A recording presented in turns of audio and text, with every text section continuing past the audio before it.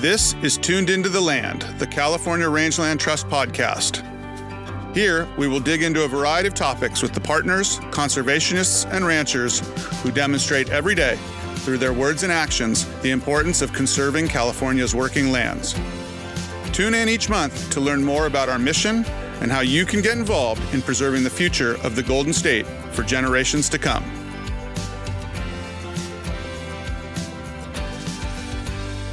Thanks for joining us for another episode of Tuned Into the Land. I am Michael Delbar, CEO of the California Rangeland Trust. This is our 8th podcast, and we have brought you discussions about our history, conservation easements, prescribed grazing, and our landowner partners. While all of those have been interesting topics, today we want to cut it up a bit with a prime topic. Today we are joined by a very special guest, Danny Johnson. In 1983, Danny started as a butcher at Taylor's Market in Sacramento, and in 2007, he and his wife became the sole proprietors of the business. Danny is a well-known butcher that competes with the United States team in the World's Butcher Challenge. Join us as we welcome Danny to the podcast. Thank you. Thank you, Michael. Danny, why don't you tell us a little bit more about yourself and how you got into the butchering business? So butchering something I did not fall into. It's something I wanted to do. My grandfather had a ranch in Ophir outside of Newcastle, and he would deliver fruit to the fruit sheds in Newcastle back in the late 60s. And I would always go on those runs with him. So there was a little store, real similar to Taylor's, called Quality Market. And I would go over there. As soon as the truck pulled up to the dock, I'd jump out of the truck and run across the street to hang out with the butcher. And he'd feed me hot dogs, put me on milk crates. And pretty soon he gave me an apron, and I just ran around telling everybody who would listen I'd be going to be a butcher. So that's where it started. And with my background of hunting with my family, I was always the guy jumping in there and skinning the animals and really wanting to learn what makes, how to dissect them and take them apart. So that's where I started as a butcher. And then I went to a meat cutting school. Couldn't find a job. Went to a meat cutting school in Oregon called Oregon Meat Cutting School, and got a very intense 6-month course, and got out of there in 1983 and landed at Taylor's Market a month later, and I haven't left. You mentioned as a kid, we had a couple little markets where I grew up with the little butcher shops in them. And I used to go with Mom to go grocery shopping. My first stop was the meat counter, where the butcher would come out and give us that raw hot dog each time. And it was something to always look forward to. And Mom would always talk to the butcher, talk about what she was going to cook for that night and get some tips from him. And it was really, really special. It seems like it's hard to find those same connections today. Yeah, we still have that connection at Taylor's, but you're right. It's went to big boxes. Anthony Bourdain had a quote, and we actually have it on top of our meat counter, about once you find a butcher. I don't know the exact quote, but it says, once you find a butcher, bring that person as part of your family and embrace that person and trust that person. So my children they're all adults now, but they have given me shirts over the years, trust your butcher. And there's a connection that you have, and we still have that at Taylor's. It's a lot of a throwback. So what's it like owning and operating a neighborhood market like Taylor's? It's fantastic. It's really been good to my family. It's been good to me. It's exactly what I wanted. I patterned it after Quality Market in Newcastle, which we ran that operation for 5 years back in the early 90s. It's fun. Even in a big city like Sacramento, our neighborhood's like a little small town. You stand out in the street, you're taking groceries out for somebody, and you can wave, and people are driving by honking their horns. You see customer come in, it's like, hey, your husband was just in and he got steak tonight. Oh, okay, I wanted chicken, but I'll trust him. Better choice. Yeah. In terms of your meat counter, where do you source your products? So we have what we call the conventional product, which is the grain-fed. We have some of that comes from California, grain-fed beef. So a lot of it comes from the Midwest, from Creekstone Farms. And then we've moved into grass-fed, 100% grass-fed, from Stemple Creek out of Tamales. If you would have asked me 20 years ago if I'd be selling grass-fed like I am now, I would have said, no, you're out of your mind. But it's become quite a thing. But 20 years ago, we had a company out of Uruguay come to us called Estancia. And they're like, hey, we have this grass-fed burger, grass-fed ribeyes. You want to try them? So we brought them in. We were the first ones in Sacramento to go with 100% grass-fed. Wasn't sure how it was going to work, and it's just taken off. And so we're probably about 35 to 40% grass-fed on the beef program. The hogs, they're local from Llano Seco out of Chico. Again, we have conventional pork out of the Midwest as well. All the lamb is local out of Superior, and the partnership that Nyman Ranch has with their partners in Rio Vista when we get the whole carcass. And then all of our chicken is from Mary's out of Fresno. Great. So when you break down a carcass, you have your prime cuts that you're selling, the steaks and even the grind. What do you do with those cuts that aren't as popular? Is there a way to utilize those that you're doing there in the shop? It's crazy now because almost all the cuts are popular with the internet and the Food Network and all the chefs getting involved. Skirt steak, for example, 25 years ago was relatively inexpensive cut. So the skirt steak, the bavette, which is flat meat, flat iron, hanger steak, those cuts now are more popular than New York steak. We sell out of those cuts versus selling like New York strips or ribeyes because there's not as many of them on an animal. So we really don't struggle to get rid of the offcuts, so to speak. Yeah, I noticed that actually this weekend I was in shopping and stopped by the meat counter to see how things were, and I noticed that especially on the skirt steaks they were priced much higher than the New Yorks. Oh yeah, a skirt steak right now cost is $3 to $4 a pound more than a whole New York strip. Yeah, it's crazy. That's not the way it used to be. No. A lot of folks don't understand the grading system for beef products. Can you give us a brief breakdown on the grading system? Sure. There used to go cutter, starting from the bottom to the top. Cutter, canner, utility, standard, good, choice, and prime. Now they've kind of changed it. They didn't like the term USDA good, so they turned it into USDA select. Choice has like a little pyramid to where there's like 7 different layers in that pyramid, where the top pyramid is high choice right next to prime. The bottom is some of the big box stores. So you'll see some of the big box stores sell USDA choice beef, but it's probably 2 or 3 levels below the top tier of choice. The difference between the top choice and the prime is $5 a pound, and I would dare someone to taste the difference. I'll sell prime, I carry prime, but people, when we tell them, look, it's high choice, and we've done taste tests, and you can't tell the difference. The other thing to know is that in the grading system, the rancher, the producer, is the one who has to pay for that to be graded. So, you could run 100 head through a slaughterhouse and say, hey, I just want to run them all, call them no roll. The roll being the stamp that they put on the carcass. Or you have the right to go, hey, I want these graded, and you have to pay an extra premium to have them graded. You'll get more bang for your buck on the grading system. So that's kind of how that works. You mentioned to me previously that you felt it was necessary for butchers to take some animal science classes or get some background. And then I noticed that from a producer standpoint, I think there's a benefit for the producers to also get some more background in the meat side of the business. Two completely different businesses, but so interdependent on one another. Oh, absolutely. Without the rancher, there's no butcher. And I guess the argument could be made the other way. Without the butcher, there's no rancher. Education on both sides. And at this point, again, going back 20 years, if you would have asked me if you had to know breeds and if you had to know what kind of grass they're eating and their feed and their forage, I would have said, no, you don't have to worry about that. This is just a good choice steak.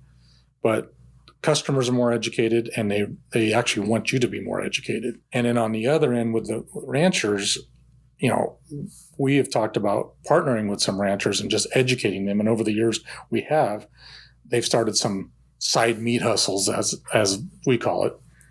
And they struggle because it's a steep learning curve. And if you don't have someone who you trust and can guide you through that, it's going to be a struggle. When I was in college, there was a new little butcher shop that opened up not just down the street from our house. And it was next to one of the larger supermarket chains. But I'd go in there and got to know that butcher. and I'd pick out something on his recommendation to cook for dinner. And it was always, to me, it was a great education because he would explain to me why that cut and how to cook it and all the information that I need to make sure that what I produced at the end of the night was a great dinner. From your perspective, what makes that good steak? When a customer comes in and says, Danny, I want the best steak tonight for dinner. It's a special occasion. How do you advise that customer on what to pick? Some of it's a personal preference. It's always ribeye. You either go ribeye, New York, filet mignon. Filet mignon's very tender, a little overrated as far as, in my opinion, doesn't have enough fat. Going back a little step further is it starts with how the animal was taken care of. And I always like to say, especially like with Stemple Creek, Lauren's animals, they've had one bad day, not even a bad day, a bad minute, maybe, so to speak. So how the animal husbandry practices that the ranchers that you're dealing with, that's important. And if you know that process and trust that process, then on our end, it makes it easier for us to sell different products. We ask the customer, exactly what are you looking for? Are you looking for flavor? Are you looking for tenderness? How are you going to do this? You're going to do surf and turf. You're going to do a slow cook. So there's many questions that we ask. I am not a ribeye guy. Our market's a ribeye market. We sell about 4 or 5 different types of ribeye, grades and grass-fed and stuff like that. I like a New York steak. That's just me.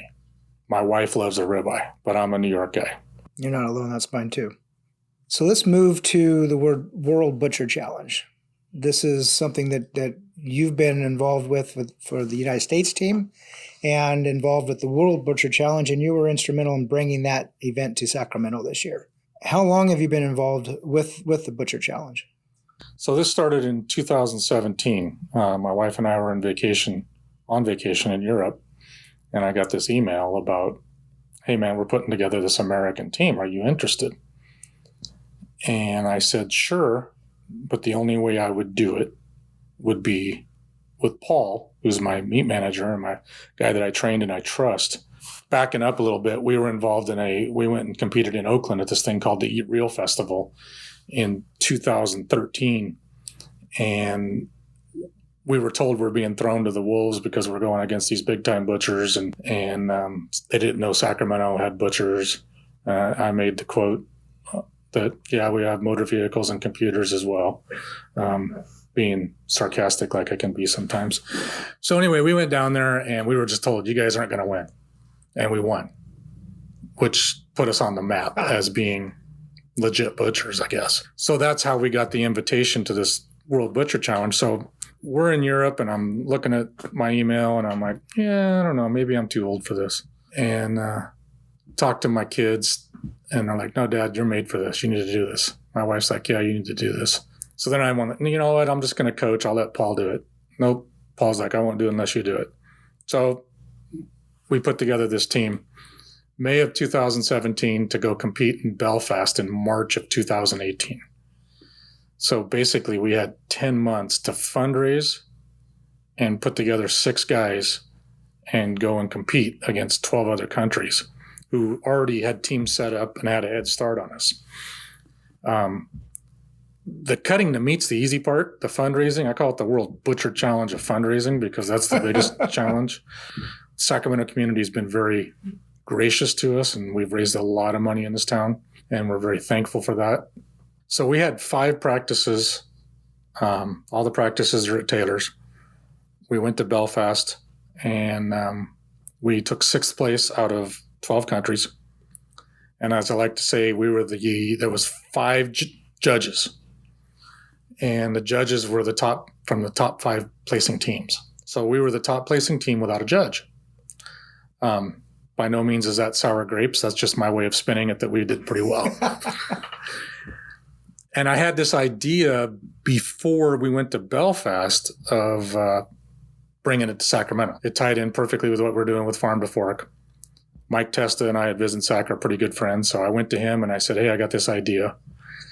And he said, yeah, give it a shot. I'll back you. And before I did that, I had went to the city and asked for a couple of days at Golden One. And he's like, you backdoored me. And I'm like, Well, yeah, I wanted to get my venue lined up before I asked you. So we were able to secure Golden One. We made a pitch, brought it to Sacramento. It was supposed to be here for 2020. Pandemic changed all that. So it's going to be in a month at Golden One Center, in a month. And we've had our last practice.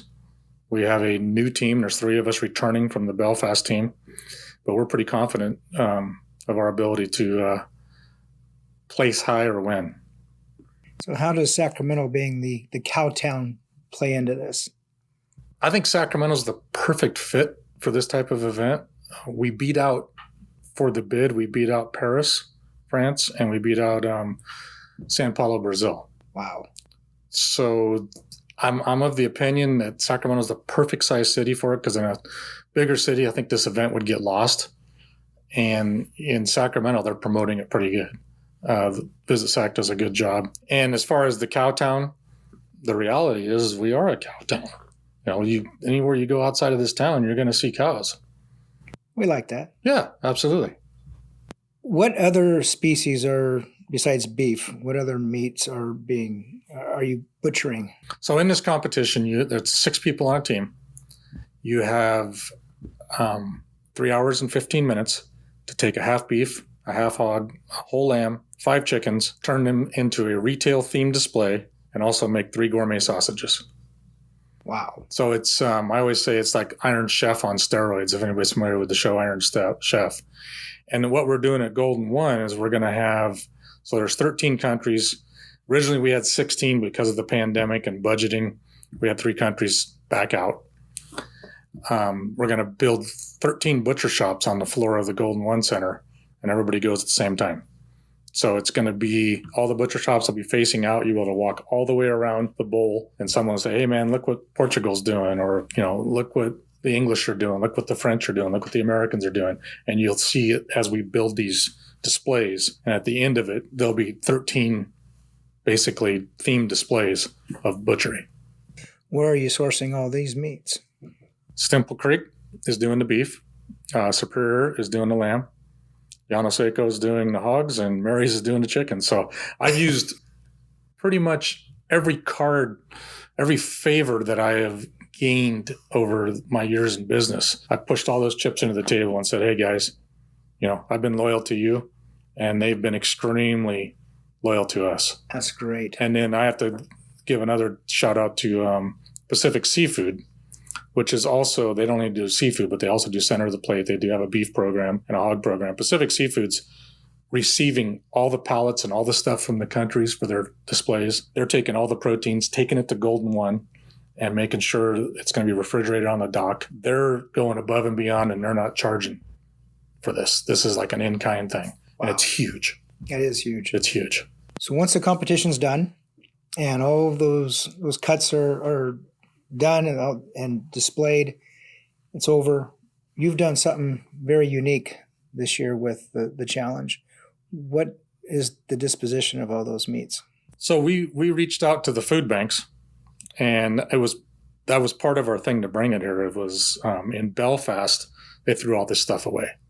It upset us. We almost did not compete because of this. And when we first pitched it to Visit Sac and in discussions with everybody, the council, the World Council, we said, hey, we're going to donate all this stuff. So we partnered with Sacramento Food Bank. We have a team in place for both days. There's a junior and apprentice competition on Friday, the 2nd, that they will vacuum pack, label, and date everything. It'll go right into a truck that'll be on the dock from the Sacramento Food Bank, and it all gets donated. Wow. So you're talking 6.5 whole beef and 6.5 whole hogs and 13 whole lamb. That's not even counting the junior stuff. Mm-hmm. And over 120 chickens. Yeah, a bunch of chicken. Yeah. Wow. This is going to be a success. We already know that because of all the work that you've put into this. And do you hope to have the World Butcher Challenge return to Sacramento next year? We're working on doing instead of doing it every year, it's been a biannual thing, and we're trying to move it maybe every 3 years or every 4 years because it's a huge endeavor. It's much bigger than I ever thought it was going to be. We would love to bring it back to Sacramento. And it depends on the vote of the World Council. I'm on the council, so that I know they have one vote. It also depends on if Visit Sac wants to do this again. It has to be, Mike doesn't want to lose money. He's not trying to make money, and it has to be something that's beneficial for Sacramento, which I personally think it is, but, he sees all those numbers more than I do. But, the long-term vision is to do what I've called a rancher symposium, where we bring in ranchers from around the world along with butchers. And we do like a little festival of ranching and meat leading up to the World Butcher Challenge and talk about different ideas of how a guy, you're a rancher yourself, what you're doing on your ranch versus what a guy in Italy's doing, what a guy in New Zealand's doing. I've spoken to ranchers around the world about this, and they're all like, we like that idea because we're all, everybody's facing some of the same challenges. That'd be an extremely unique opportunity. Yeah, and Visit Sac's really on board with that. They've already said even if they can't get the World Butcher Challenge back, they really want to explore moving forward with this Rancher Symposium. Great. So you attended our Sacramento Roundup a few weeks ago at Mulvaney's B&L here in Sacramento. What was your takeaway from that event?